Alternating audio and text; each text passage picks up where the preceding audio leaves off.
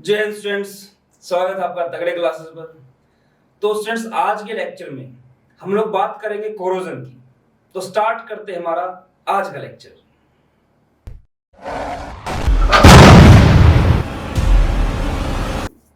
तो स्टूडेंट्स, हमारा आज का टॉपिक है कोरोजन। सबसे पहले बात करेंगे कि कोरोजन होता क्या है। देखिए,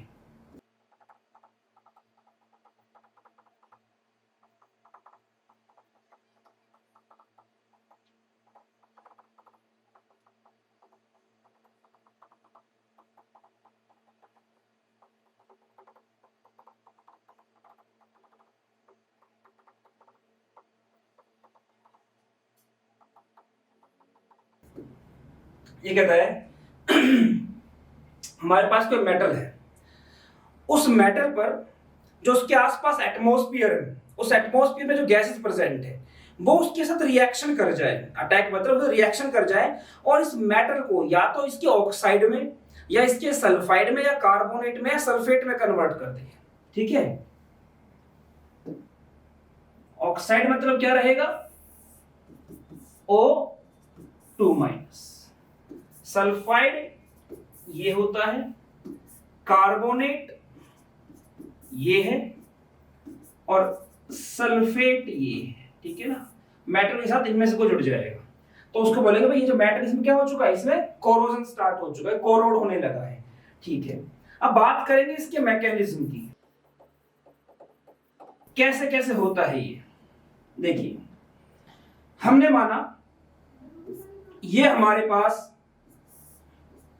कोई मेटल का पीस है, आयरन का पीस मान लिया हमने। ठीक है ना, एक आयरन का छोटा सा पीस है हमारे पास,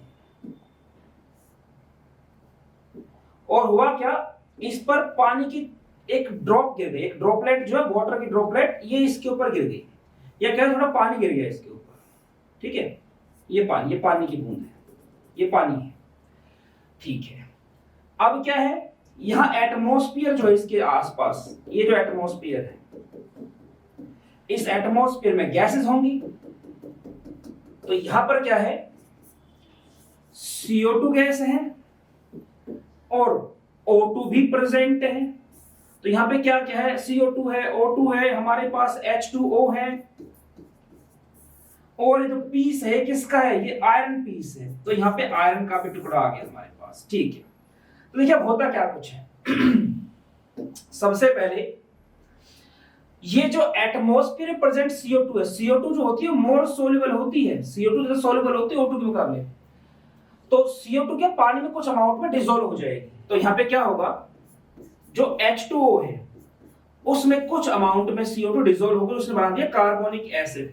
H2CO3 का मतलब ही क्या है, कार्बोनिक एसिड। ठीक है जी, बन गया। अब ये कार्बोनिक एसिड जो होता है ये एक वीक एसिड होता है, तो कुछ अमाउंट में टूट के हमें देगा 2H प्लस साइन और CO3 2 माइनस साइन। ठीक है, तो अब जो हमारे पास यहां पर जो आयरन का टुकड़ा है वो हमारे पास इसके कांटेक्ट में आ चुका है। ठीक है, तो अब यहां पे क्या होता है, ये जो आयरन का पीस है ये कैसे काम करेगा, एनोड की तरह काम करेगा। आयरन जो है वो क्या करेगा, Fe2 प्लस में कन्वर्ट हो जाएगा। और मैंने ये पहले बता रखा है कि इलेक्ट्रोकेमिस्ट्री में आप जब भी किसी मेटल फाइनिक फॉर्म में लेंगे मतलब वो एक्वस सॉल्यूशन का हिस्सा हो चुका है। मतलब क्या है, जो हमारे पास ये आयरन था ना, ये जो आयरन है यहाँ पे, इसमें से कुछ क्या हुआ, Fe2 प्लस में कन्वर्ट हो गया। इसको मैं व्हाइट से लिखता हूं, क्या हुआ, Fe2 प्लस में कन्वर्ट हो गया। अब जो दो इलेक्ट्रॉन इसने रिलीज किए हैं वो इलेक्ट्रॉन क्या है, वो इलेक्ट्रॉन धीरे धीरे इस मेटल की सरफेस पर फैलने लग गए हैं। तो इस तरह से Fe है वो किस में कन्वर्ट होने लग जाएगा, वो आपका Fe2 प्लस में कन्वर्ट होने लग गया। जो इलेक्ट्रॉन यूज किए हैं वो इस मेटल की सरफेस पर घूमने लग गए। ठीक है जी, अब कैथोड की तरह क्या काम करेगा, भाई एनोड है तो कैथोड भी होगा ना, कोई इलेक्ट्रॉन लूज कर रहा है तभी करेगा इलेक्ट्रॉन लेने वाला हो। तो जो एटमॉस्फेयर में एटमॉस्फेयर इसमें जो ऑक्सीजन भी, इसमें ऑक्सीजन घुली होगी, तो अब क्या ये ऑक्सीजन के भी कांटेक्ट में है। तो ऑक्सीजन क्या करती है, यहां पे H प्लस आयन है हमारे पास, और इलेक्ट्रॉन जो यहां से रिलीज किए गए थे, इन सब से क्या करती है वो नमी बनानी स्टार्ट कर देती है, मतलब H2 बनाना स्टार्ट कर देता है। और हमें ध्यान रखना है एनोड कैथोड में कोशिश ही कीजिए कि इलेक्ट्रॉन बैलेंस रहे। जैसे ऊपर वाले में क्या है 2 इलेक्ट्रॉन, नीचे वाले में 4 की जरूरत पड़ रही है, इसको 2 से मल्टीप्लाई कर देंगे हम। तो यहाँ पे क्या आ जाएगा हमारे पास, इधर भी 2 आ जाएगा, इधर 2 आ जाएगा, और यहाँ पे जो 2 इलेक्ट्रॉन्स का बन जाएगा 4 इलेक्ट्रॉन्स, ठीक है, या क्या हो जाएंगे आपके 4 इलेक्ट्रॉन्स हो जाएंगे, ठीक है। अब पहले ओवरऑल रिएक्शन लिख लेते हैं कि ओवरऑल रिएक्शन क्या आई। थोड़ा सा मैं इसको ऊपर करूंगा। ओवरऑल रिएक्शन वो क्या रहेगी, जो चीज कैंसिल आउट होती है पहले उसे कैंसिल करो, इलेक्ट्रॉन कैंसिल आउट होंगे, बाकी कुछ भी नहीं होगा इसमें। तो हमारे पास क्या बचा 2Fe, सॉलिड स्टेट में O2 में पता है ये गैस है, ये 4H प्लस आयंस जो कि सॉल्यूशन के अंदर थे, gives you 2Fe2 plus 2H2O। ये हमारे पास आई है ओवरऑल सेल रिएक्शन, ठीक है। अब क्या होता है यहां पे, ठीक है, अब यहां पे क्या होता है,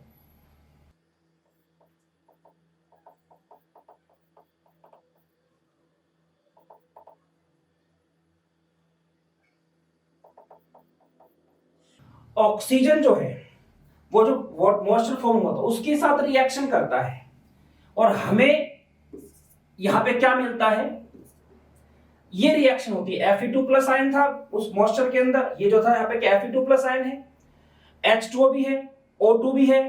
तो यहाँ पे क्या ये सारा का सारा रिएक्शन करके क्या बनाता है हमारे पास Fe2O3 और आपका 8H प्लस आयन, ठीक है। अब ये जो Fe2O3 बना है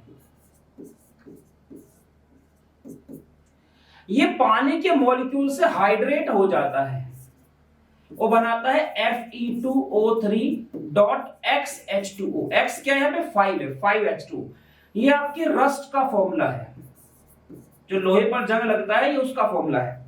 अब यहाँ पे क्या है, ये जो Fe है, जो आपने देखा यहाँ पे Fe का ऑक्सीडेशन हुआ है, इसके लिए E नोट आपका होता है इसकी माइनस का 0.44 वोल्ट मिलेगा आपको कहीं पे, ये रहा माइनस का 0.44 वोल्ट, ठीक है।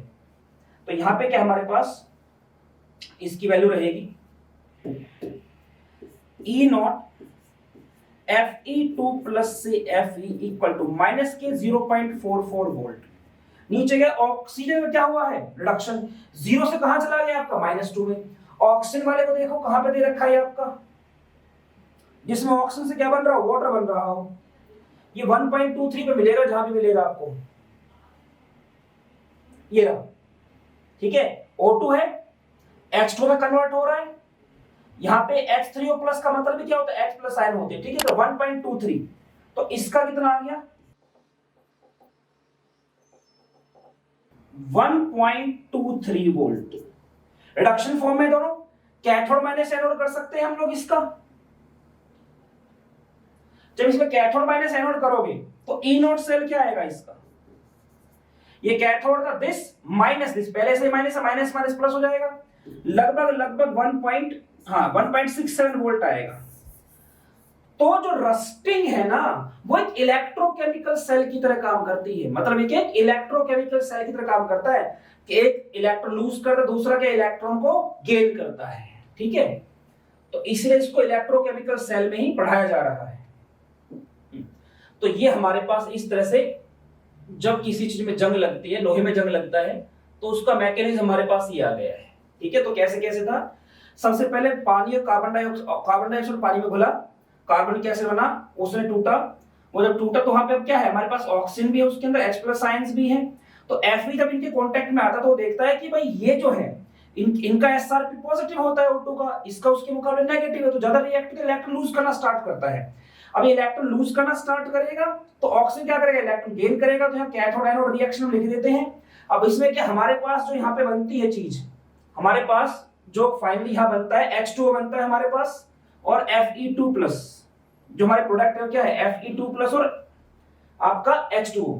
ये दोनों क्या करते हैं, ये पहले से इसमें मौजूद H प्लस आयंस के साथ रिएक्शन करते हैं, सॉरी O2 के साथ रिएक्शन करते हैं, क्या बनाते हैं H प्लस आयन और आपका Fe2O3। अब ये Fe2O3 हाइड्रेट हो जाता है तो क्या बन जाता है रस्ट बन जाता है। अब कुछ चीजों को समझना आप। सबसे पहली चीज ये कि इसमें देखो रिएक्टेंट साइड पे H+ आयन आ रहा है, रिएक्टेंट साइड पर, तो मतलब रस्टिंग के लिए एसिडिक नेचर होना चाहिए, पीएच क्या होना चाहिए, 7 से कम होना चाहिए।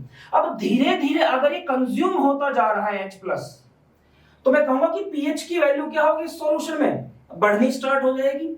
जब पीएच बढ़ेगा, पीएच अगर इंक्रीज करेगा और इंक्रीज करते करते मान लो वो पहुंच गया आपका 9 के आसपास, 9 और अबव 9, तो अब क्या है, अब जो लोहा है उस पे जंग नहीं लग सकता, रस्टिंग जो होगी लोहे पे जो रस्टिंग है वो अब नहीं हो सकती। ठीक है, बेसिक मीडियम में नहीं होती, एसिडिक मीडियम में होती है, ये आपको ध्यान रखनी पड़ेगी चीज। ठीक है एक चीज और है, ये भी O2 भी रिएक्टेंट साइड में आ रहा है, तो जहां पर ऑक्सीजन ज्यादा होगी, मान लो ये लोहा है, इस पे नमी आ गई, तो जहां पे गड्ढा या दरार वगैरह होगी वहां पे ऑक्सीजन की परसेंटेज भी क्या होगी, ज्यादा होगी बाकी सरफेस के मुकाबले, तो वहां भी रस्टिंग क्या होगी, ज्यादा होगी। ठीक है, तो बात करते हैं किन किन फैक्टर पर रस्टिंग डिपेंड करती है। एक बार आप इसका स्क्रीनशॉट ले लीजिए।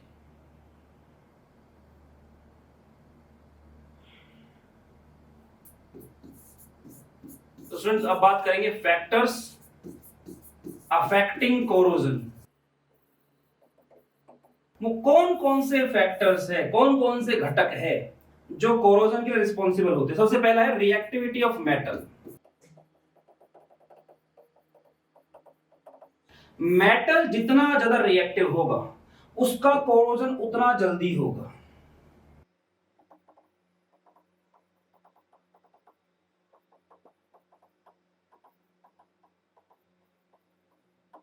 जैसे कि हमें कैसे पता चलेगा कौन सा मेटल ज्यादा रिएक्टिव कौन सा कम रिएक्टिव है, देखो जिस मेटल की एसआरपी वैल्यू जितनी ज्यादा नेगेटिव है, जो जितना ऊपर आ रहा है वो उतना ही क्या है, ज्यादा रिएक्टिव है। तो इससे पता चल सकता है कि हाँ भाई कौन सा मेटल ज्यादा रिएक्टिव और कौन सा कम रिएक्टिव है। ठीक है, तो इसका भी माइंड लग जाएगा। अब चलते हैं साई की तरफ, शायद मुझसे छोटा हो गया ऐसा कुछ है। ठीक है, देखिए दूसरे फैक्टर की बात करते हैं। सेकंड फैक्टर क्या बोलता है, सेकंड फैक्टर कहता है कि वहां पर एयर और मॉइस्चर भी होना चाहिए, presence of air and moisture.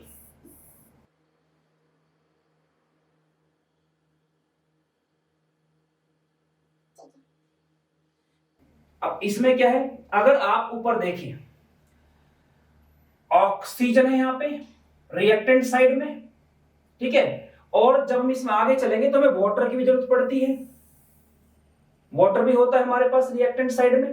तो अगर कहीं पर पानी है, नमी है, तो ऐसी चीज में कोरोजन क्या होगा, ज्यादा आसानी से होता है। ठीक है,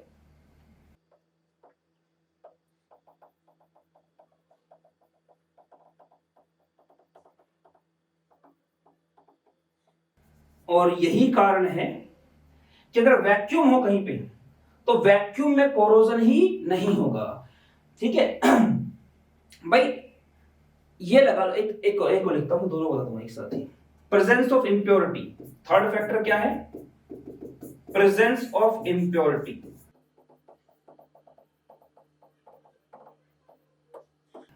इंप्योरिटी होगी तभी कोरोजन होगा।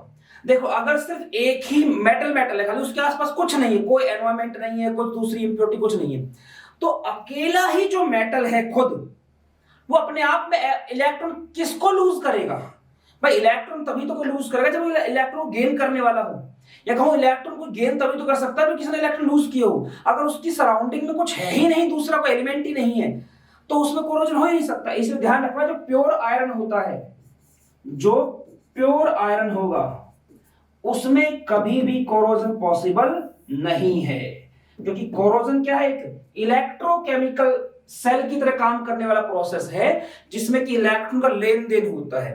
तो इलेक्ट्रॉन को खोने के लिए, लेने के लिए क्या एक से ज्यादा तरह के एलिमेंट्स की प्रेजेंस जरूरी है, ठीक है। तो जब प्योर एलिमेंट होगा मतलब उसके आसपास कोई इंप्योरिटी तो कोरोजन नहीं होगा, ऑक्सीजन और मॉइस्चर वगैरह नहीं है तो भी कोरोजन नहीं होगा, ठीक है। क्योंकि ऑक्सीजन ही क्या करता है, एयर में जो ऑक्सीजन प्रेजेंट होता है वही क्या करता है आपका, वही तो कैथोड की तरह काम करता है। और जब कैथोड की तरह काम करता है तो कार्बोनिक एसिड में जो H+ आयन खोया था उसका यूज करता है उसके अंदर। और कार्बोनिक एसिड बना कब था, जब CO2 घुली थी H2O के अंदर, ठीक है। तो इसमें एयर का होना भी वहां पे जरूरी है, तभी कोरोजन होगा, ठीक है। फोर्थ फैक्टर की बात करते हैं, स्ट्रेस एंड स्ट्रेन। अगर आपने नोटिस किया हो तो जैसे मान लो कि मैं यहां पर एक लोहे का टुकड़ा बना रहा हूं,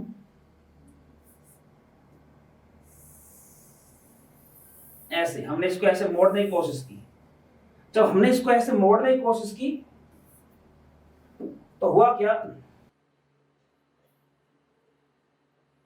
इस तरह से, और ये कहीं से कट लग गया मान लो इसमें, तो क्या होगा, जहां भी खुरदरापन आएगा, जहां भी खुरदरापन आएगा वहां पे ज्यादा ऑक्सीजन ट्रैप हो सकती है, ठीक है। या मान लो इस पे कोई स्क्रैच लगा हुआ है, जब स्क्रैच लगता है, जब स्क्रैच भी लगता है तो क्या होता है, हल्की सी इसकी कुछ सरफेस तो अंदर चली जाती है और कुछ सरफेस बाहर आ जाती है,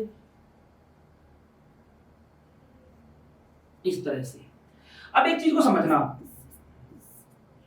ये मेरे पास स्मूथ सरफेस है, इसमें जो अनबैलेंस फोर्सेस होंगे, अच्छा थोड़ा सा एक मिनट रुकना, मैं इसको थोड़ा ढंग से एक्सप्लेन करना चाह रहा हूं।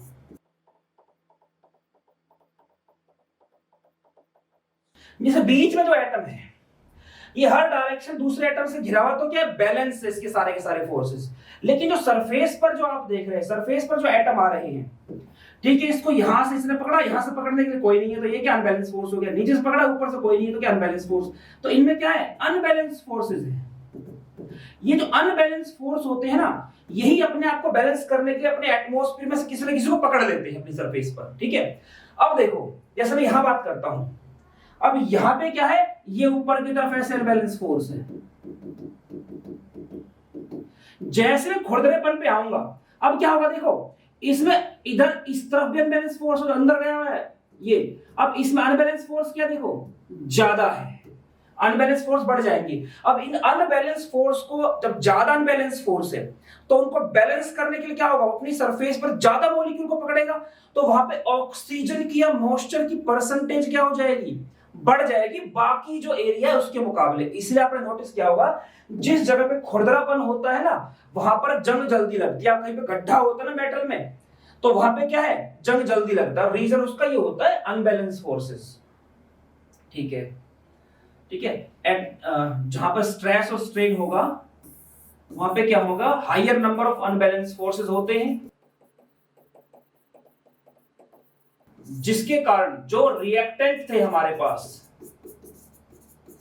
जैसे कि O2, H2 नमी और एयर, ये इसकी कंसंट्रेशन क्या कर जाएगी, इंक्रीज कर जाएगी। और रिएक्टेंट की कंसंट्रेशन इंक्रीज करेगी तो रिएक्शन किस डायरेक्शन जाएगी, फॉरवर्ड में। और फॉरवर्ड में क्या बन रहा था, फॉरवर्ड में रस्टिंग हो रही थी, फॉरवर्ड में क्या हो रहा था, जंग लग रहा था, ये रहा, ठीक है। ये देखो ऑक्सीजन, मॉइस्चर, फेरस आयन जो उसमें घुल गया था पानी के अंदर। फेरस का मतलब क्या है, ये फेरस होता है पानी के अंदर चला जाता है, तो फेरस बोलते हैं इसको। तो ये क्या रिएक्शन फॉरवर्ड डायरेक्शन में जाएगी, फॉरवर्ड में जाएगी तो क्या होगा आपका Fe2O3 है, वो पानी से हाइड्रेट होगा, क्या बना देगा आपका, रस्ट बना देगा, उसमें रस्टिंग हो जाएगी। तो स्टूडेंट्स एक बार इसका स्क्रीनशॉट ले लीजिए, फिर आगे चलते हैं। देखिए स्टूडेंट्स, नेक्स्ट जो फैक्टर है वो है प्रेजेंस ऑफ इलेक्ट्रोलाइट। ये क्या कहता है, ये कहता है कि देखिए अगर हम ऐसा करते हैं कि दो बीकर लेते हैं, जिनमें से एक में हमने भर दिया है नॉर्मल वाटर और एक में हमने भर दिया सेलाइन वाटर, मतलब समुद्री पानी भर दिया है। तो समुद्री पानी भरा है तो उस नमकीन होता है, नमकीनपन किस कारण होता है? टेबल सॉल्ट की प्रेजेंस के कारण, NaCl की प्रेजेंस के कारण। हमने इन दोनों के अंदर एक आयरन की निडल डाल दी, सेम साइज की आयरन की निडल हमने दोनों डाल दी।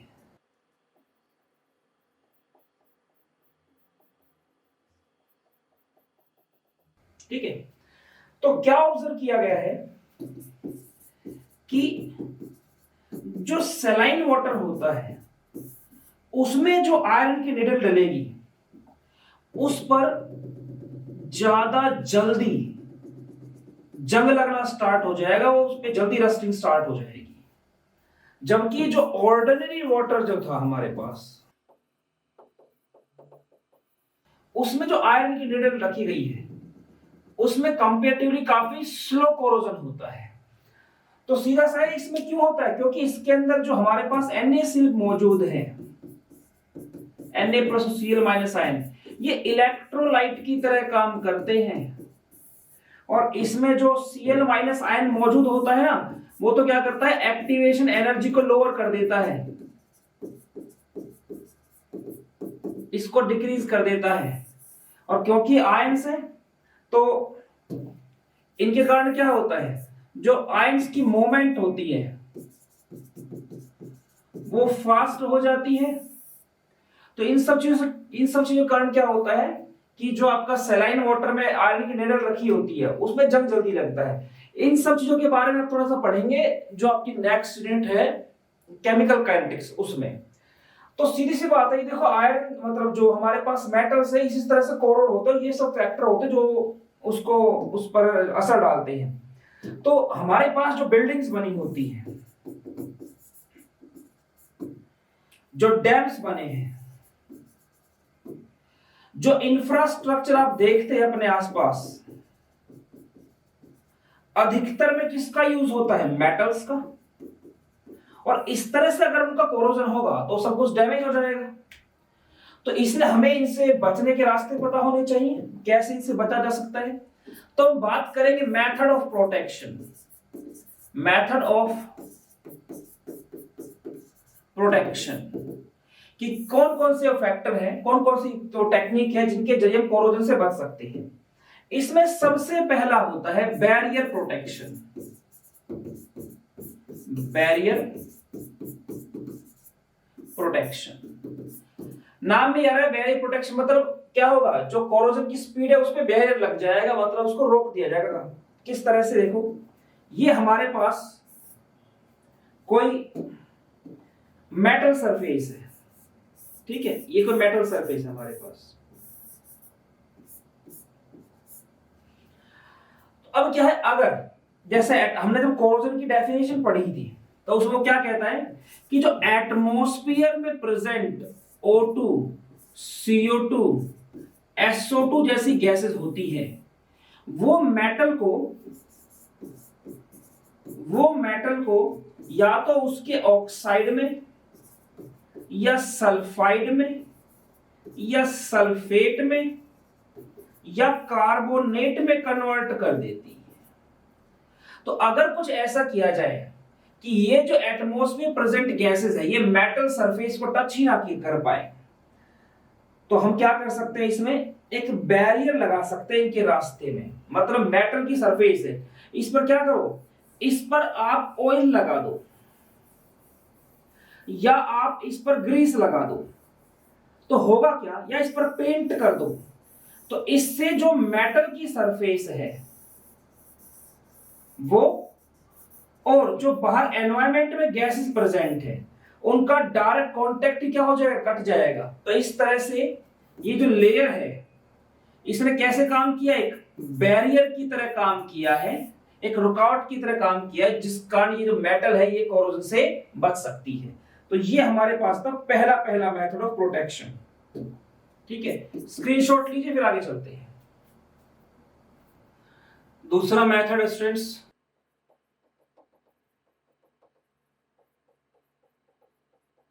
जो एंटी रस्टिंग सब्सटेंस होता है उसको मेटल की सरफेस पर अप्लाई करके, जैसे कि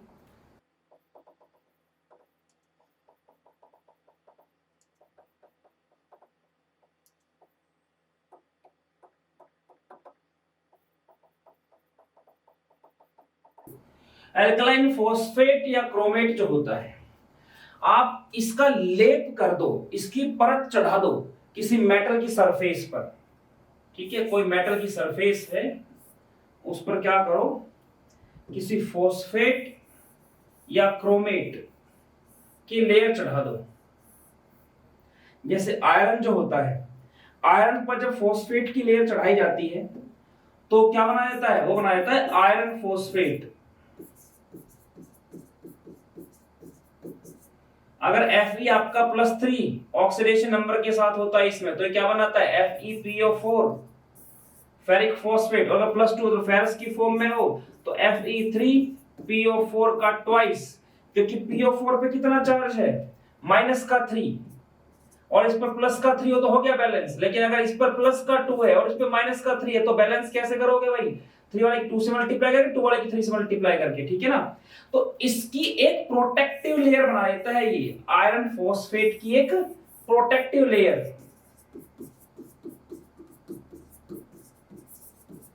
इसकी सरफेस पर आते हैं, फिर इसका कोरोजन नहीं होता है, ठीक है। तो इस तरह, और इसका यूज कहां करते हैं, जो गाड़ी का रेडिएटर होता है ना, उस पर इसकी फिल्म चढ़ाई जाती है, एक परत चढ़ाई जाती है, तो उसमें जंग नहीं लगता है। अब देखिए थर्ड मेथड क्या है, थर्ड मेथड है सैक्रिफिशियल प्रोटेक्शन।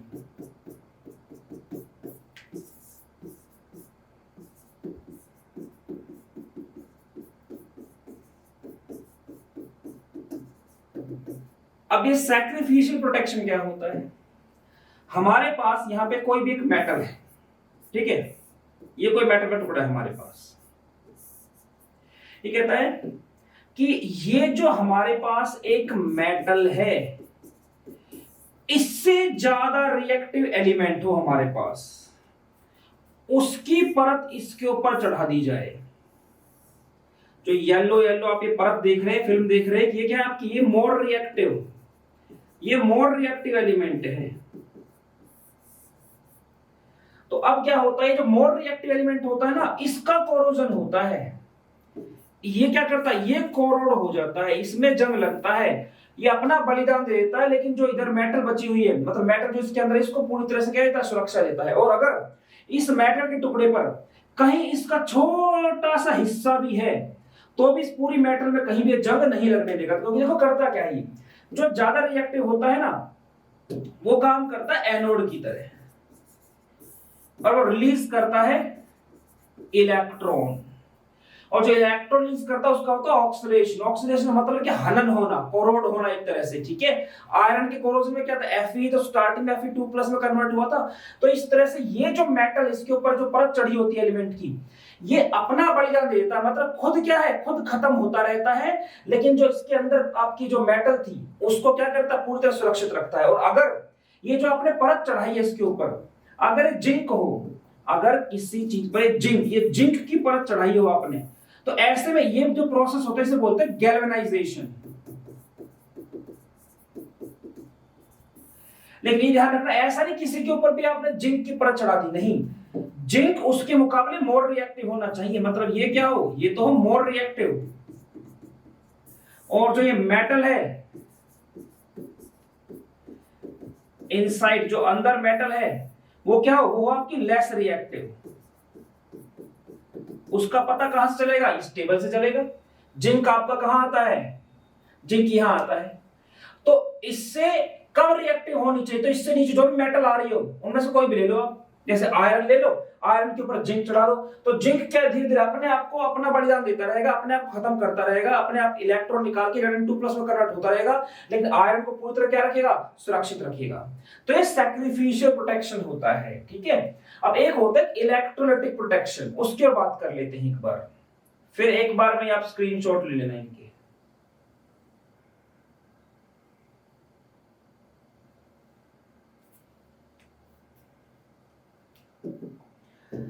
तो देखिए अब हम लोग बात करेंगे इलेक्ट्रोलाइटिक प्रोटेक्शन की।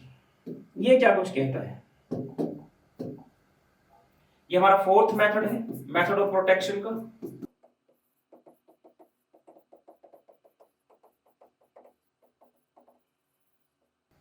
कैथोडिक प्रोटेक्शन भी बोलते हैं इसको।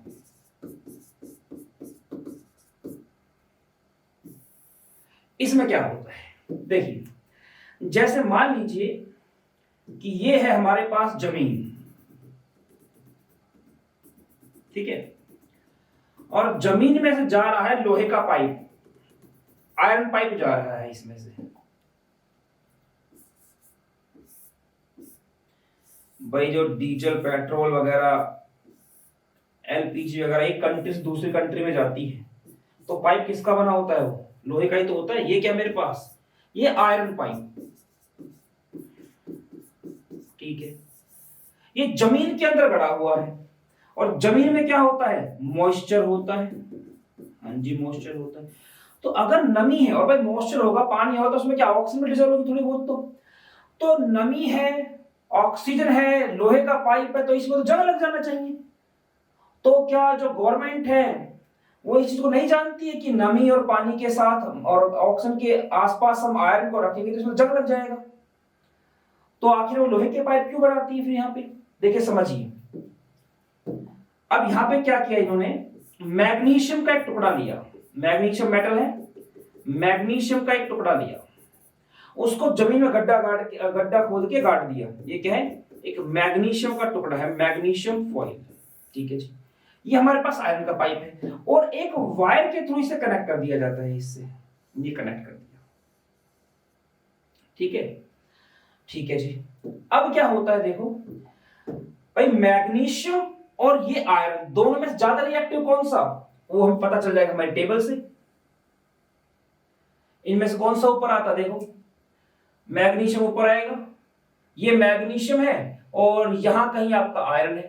तो जो ज्यादा जो ऊपर आएगा, जिसका जिसका इलेक्ट्रॉन पोटेंशियल ज्यादा नेगेटिव होगा, वो ज्यादा रिएक्टिव होगा।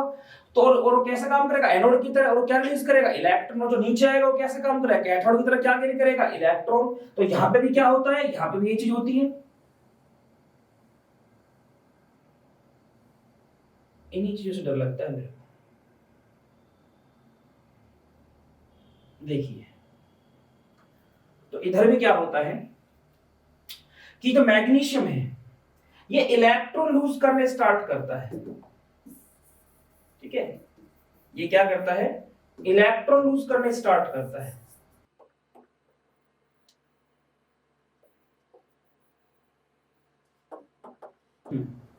तो यहां से इलेक्ट्रॉन आते हैं। अब ये जो अब यहां पे एनोड, ये कैसे काम कर रहा है, एनोड की तरह। और इस पर क्या रिएक्शन हो रही है कि जो मैग्नीशियम आपका सॉलिड स्टेट में है वो टूट टूट के कन्वर्ट हो जाएगा Mg2 प्लस आयन के अंदर और 2 इलेक्ट्रॉन रिलीज करेगा। अब जो ये इलेक्ट्रॉन रिलीज कर रहा है वही इलेक्ट्रॉन वायर के थ्रू इस पे आ रहे हैं, तो इसके ऊपर क्या फैल गए, इसके ऊपर फैल गए अब इलेक्ट्रॉन्स, यहां इलेक्ट्रॉन फैल गए। और जब मैग्नीशियम कन्वर्ट हो रहा है Mg2 प्लस के अंदर, उसका ऑक्सीडेशन हो रहा है, तो धीरे धीरे मैग्नीशियम का टुकड़ा क्या होता जाएगा, खत्म होता जाएगा, ठीक है। तो ये क्या धीरे धीरे खत्म होता जाएगा,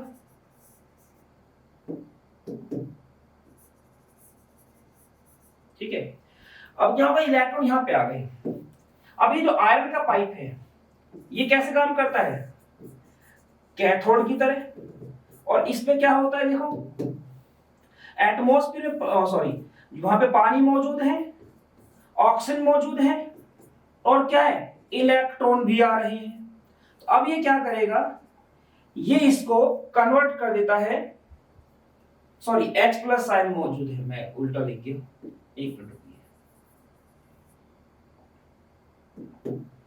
O2 है, H प्लस साइन कैसे मौजूद है, जब इलेक्ट्रिसिटी पास होगी तो जो वाटर के मॉलिक्यूल है वो कैसे टूट जाएंगे, H प्लस और OH माइनस में। तो H प्लस की भी प्रेजेंस रहेगी इसके आसपास, तो हमारे पास 4H plus science plus 4 electrons O2 presence क्या बनाएंगे, 2OH minus, sorry 4OH minus बनाएंगे, ठीक है। यहां मुझे मिल जाएगा 4OH माइनस, ठीक है। अब क्या होता है, एक मिनट रुकिए, 4OH नहीं, यहां O2, ठीक है, आपका H2 बनाने लग जाएंगे। अब जो H2O के मॉलिक्यूल्स होंगे, ये H2O के मॉलिक्यूल्स भी ऑक्सीजन के साथ रिएक्शन करते हैं और साथ में उधर देखो ऑक्सीजन किसमें है, जो पानी है उसी में ऑक्सीजन है, जो पानी है जो मॉइस्चर उसमें क्या है, ऑक्सीजन भी घुला हुआ है। तो ये आपका O2 के साथ रिएक्शन करते हैं और इलेक्ट्रॉन यहाँ पे होते ही है और ये किसमें कन्वर्ट कर देते हैं इसको 4OH माइनस के अंदर। तो अब क्या होता है, इससे हो जाएगा एल्केलाइन, तो इसके ऊपर एक प्रोटेक्टिव लेयर बन जाती है। अब जब प्रोटेक्टिव लेयर बन जाती है तो ये आयरन का जो पाइप है इसका जो मिट्टी है, जो मॉइस्चर है, इसके साथ डायरेक्ट कांटेक्ट क्या होता है, खत्म हो जाता है। तो इस तरह से ये प्रोटेक्टिव लेयर बना देते हैं इसके ऊपर और धीरे धीरे ये क्या है, ये खत्म होता रहता है। तो यहां से हम मैग्नीशियम की प्लेट बदलते रहते हैं और हमारे पास जमीन के अंदर आयरन का पाइप है, इसे क्या मिलती रहती है, सुरक्षा मिलती रहती है। इसे बोलते हैं इलेक्ट्रोलाइटिक प्रोटेक्शन। ठीक है, तो स्टूडेंट्स इतना ही हमें आज डिस्कस करना था। यहां पे ये इलेक्ट्रॉन है और आप स्क्रीनशॉट भी ले सकते हैं। पहले इसी का ले लीजिए स्क्रीनशॉट आप एक बार।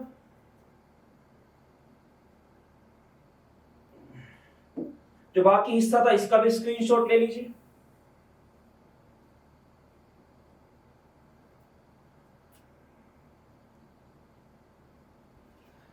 तो स्टूडेंट्स आज के लेक्चर में हमने कोरोजन पे बात की, इसमें इतना डिस्कस करना था। अब इसके आगे हम नेक्स्ट लेक्चर में डिस्कस करेंगे। तब तक जितना हो सकता है ज्ञान बटोरते रहिए, अपने टीचर्स का सम्मान कीजिए। मिलते हैं नेक्स्ट लेक्चर में, तब तक फिजिकली, मेंटली और स्पिरिचुअली तगड़े होने पे ध्यान दीजिए। जय हिंद।